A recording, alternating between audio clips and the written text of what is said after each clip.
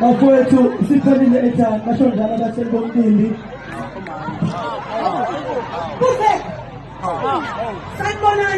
uZimdollar ogama linguzimiphi biyela ongumsasazi kuKhozi FM uyatrenda ngokuthi axuthe imic kwaye athi futhek kumculi kaMasikhandi Mthandeni. Tenzekayo ke bekukho ifestival ebizwa ngoba Mother of All. Mthandeni lo ke nimbona exuthwa imic estage ebebhukiwe as i-guest, so bokusuppose ba uyaperforma pha ngo-7 PM. Yena ke ngoku kuthiwa wafonelwa emane ngayibambi nefoni, wafika late se ingu-9. Ngela xesha efika ke ngoku kuthiwa bese kuperforma i-top 30 xa bebenayo ne-competition. Kukho i-top 30, aba bantu baku-top 30 ke bebeperforma kuzawukhethwa unumber 1.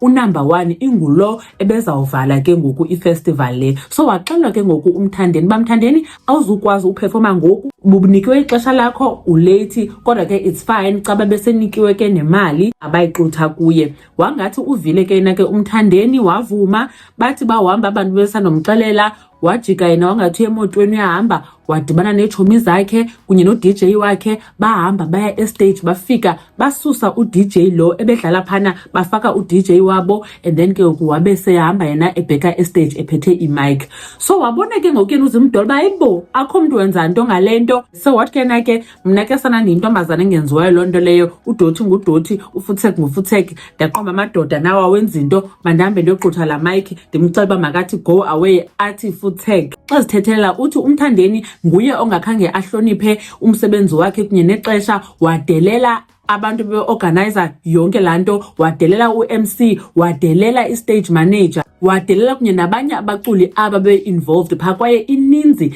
imali ekhutshwe phana, and then nabantu baye abalala be-organizer la festival njengoba yena ezawuthi gqi ayimoshe ekugqibeleni. Utsho ke uZimdollar mhlambi ke ubekrwada, kodwa ke kuye ufuthek ngufuthek.